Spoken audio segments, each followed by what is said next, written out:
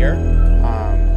It's been a little bit of me getting to know what exactly the class needs, and I think we've talked to a bunch of the owners this year and kind of figured out that the class doesn't need that much. We've got a great boat, and I'm excited to help figure out how we get maybe a little bit more organized for next year and put together a really awesome schedule and get people excited to come racing.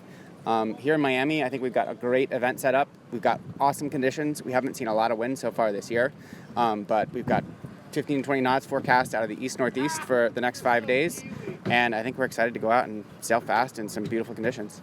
I think the class can do a really good job catering to kind of both sets of folks. I think there are going to be the teams that want to travel around the world a little bit more and compete both in the US and Europe.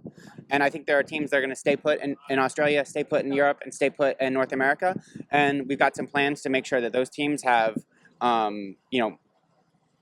events that they can go to and feel like they have a chance to race against the top level pros like Jimmy Spittle when they want to, and also still race in a slightly more of a club setting if that's more their appetite.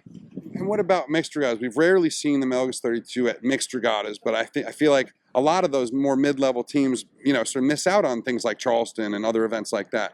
Is that any part of the plan, or is it still more of a standalone series concept? I think the class needs to be at a place where it can support owners' interests in that regard, and owners need to come forward and tell us, hey, look, you know what, we could use a little class support to get 3 or 4 local boats to come together and race at Charleston.